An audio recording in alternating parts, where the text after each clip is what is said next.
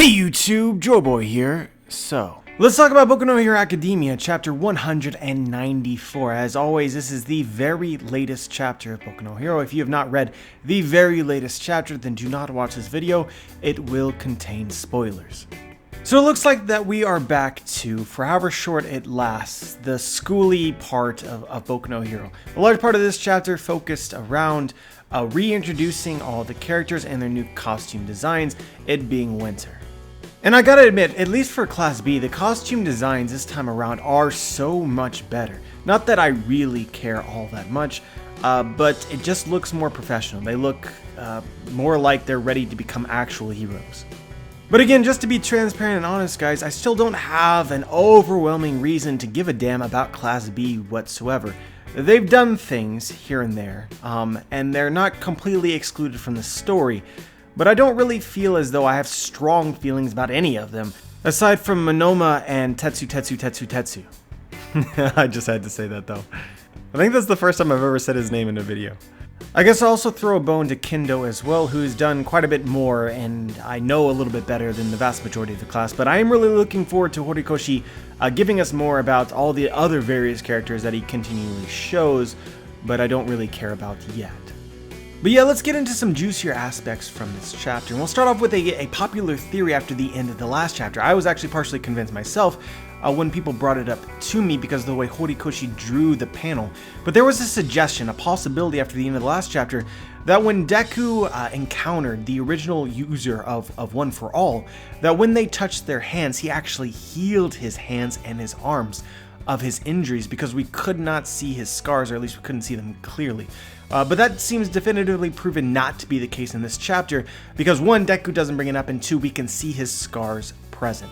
Which I'm personally a fan of. Although this was something that was convincing after the end of the last chapter, if Deku does heal his hands, I want it to be a bit more dramatic than, you know, just a dream, an apparition of the power healing it. Seems kind of cheap.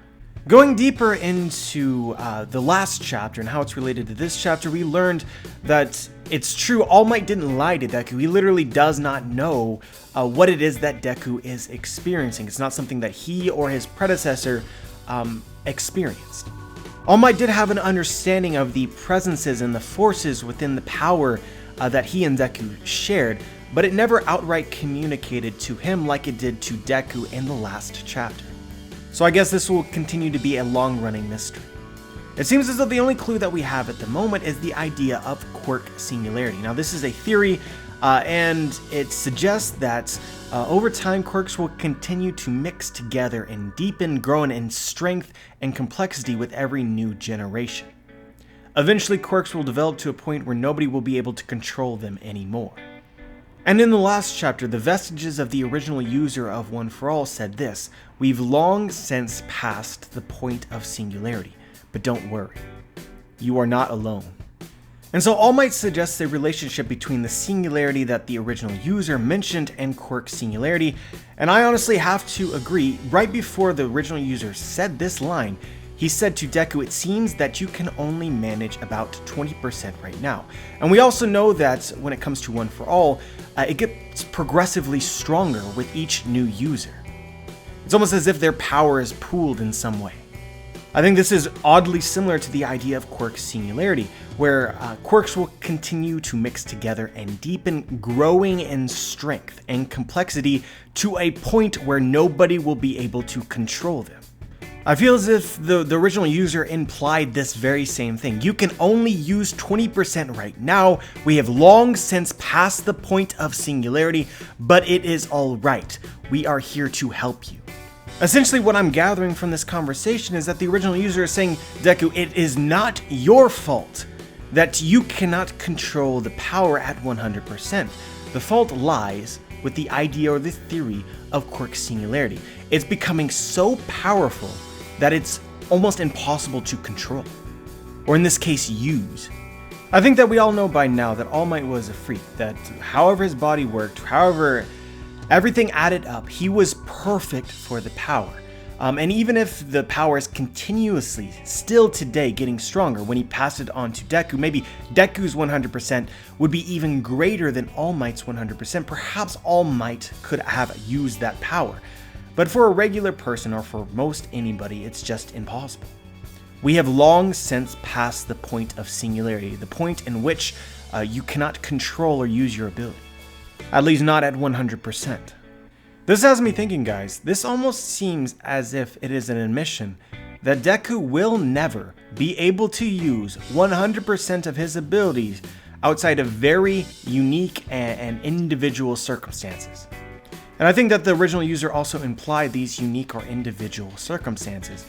Don't worry if we've passed the point of singularity, you can't control your ability, but you are not alone. It seems to me that the key to surpassing his body's limits is by further connecting himself to the vestiges of power within One for All. And this has me thinking, guys, and I'm going to bring this up. This is a theory for now, something that has somewhat bothered me. I've seen a really large YouTube channel cover this topic, but it wasn't really satisfactory to me. It's the idea that All Might's muscles grow spontaneously. He is not just a well-muscled man. We can see that as he was dying, he slimmed down, yet he had a muscled form. And a lot of people speculate that maybe it was stated, right, that All Might was quirkless, but maybe he did have a quirk that just wasn't usable without One for All first. But I have another idea now. Maybe it's possible that the reason why All Might's muscles grew is because he subconsciously tapped into the vestiges of power. I believe that this chapter implied pretty strongly that he is very familiar with them, but never directly communicated with them. That's the difference between All Might and Deku, which means that without communicating, perhaps he just simply used them to help him. When they say that you are not alone, Deku, maybe they can provide something. Perhaps that allowed All Might to create a body which could use the power. And that's Deku's next step. Now, I think that the popular criticism of this idea would be that even after All Might lost the ability to use One for All, he could still transform into his muscled state for a very brief amount of time. But I think that at the very least, you have to recognize that his muscled form and One for All are connected in some way. The only thing here that you can say to the contrary is the possibility that his muscled form is nothing at all. It's not meant to be taken seriously or looked to in depth, or the possibility that literally you cannot use his muscled form, period, without One for All, which just seems ridiculous to me. So my thought is that there's still a little bit of the power within All Might, just enough to transform for a second. Not enough to throw a punch. Although truthfully, I cannot remember the last time that he actually transformed, even for a brief second. And that Deku's next step will be to figure out how to connect with the vestiges of the previous users to do the same thing. At the very least, I think that this makes some sense because All Might is always painted as an intuitive genius. Essentially, he just knows what to do. He doesn't need to ask questions. He doesn't need any prodding. He just figured it out. All Might stated that he could use 100% of the ability immediately. Do you think that he was as muscular as he was when he finished immediately? Was he that big? Probably not. But could he perhaps immediately delve into the power of the spirits, of the vestiges within him? Maybe. But that's pretty much all I want to say about that. Another thing which struck me as interesting from this last chapter was how Aizawa reacted to All Might and Deku walking together. Oh, you see, you guys chummy.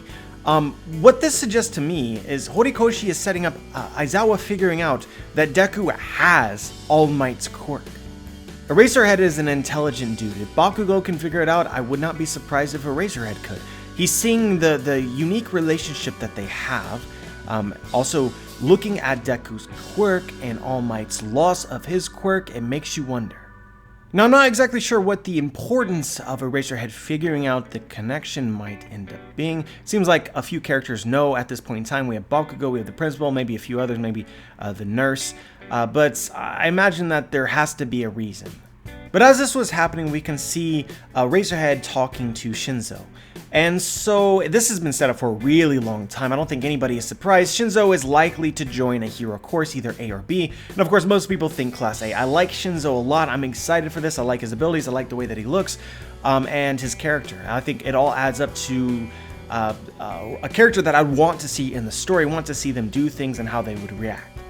But I think most people right now should be focused on more of like the theory aspect of this. I think this has been discussed by a lot of different people, probably. If not, then I would be really surprised. but I think that there's a common thought out there, and I share this as well, that Shinzo's powers are just stupidly perfect for finding out who the traitor of UA might be.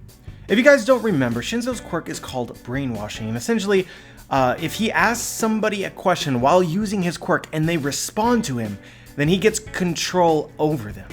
Now this is debatable, but if Shinzo's quirk allows him to control people, perhaps they could allow him to force people to tell the truth. Now I want to make this clear, guys, we have not seen anybody really attempt to talk while controlled by Shinzo's ability. It's possible that Shinzo can only control the body, but he cannot control somebody's thoughts or words. So he could force them to say something, but he can't force them to tell a truth. Like pure control over the body itself. Make the lips move, make them say something that you choose, but you can't force them to say something that they choose. But I'd like to think that he could, and I'd like to think that his capabilities are directly in the hands of Horikoshi. And so if Horikoshi wants to, Shinzo could be the key to discovering who the rat is, who the traitor is. And maybe that's why Eraserhead has been tempted to allow him to join a hero course. Or maybe Shinzo himself demanded to be admitted to a hero course if he followed along with their plans. Either way, I feel like Horikoshi is a man of plans. When it comes to the Class A specifically, the members were hand-picked. He designed their characters and their powers. But for some reason, Shinzo was not immediately a part of Class 1A, but is being admitted later. And it seems just like a roundabout way to go about it. Why not just make Shinzo one of Class 1A immediately? And I wonder if it's because Shinzo is some kind of plot device.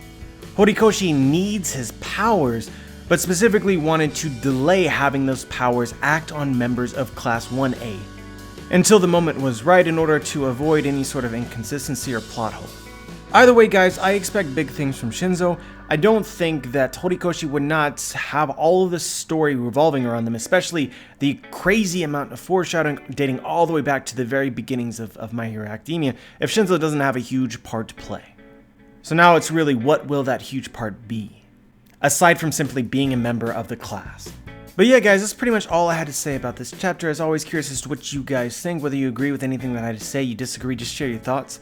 Like the video if you like the video, dislike the video if you dislike the video. Make sure to subscribe if you want to be notified for my future content. And as always, guys, have a wonderful day.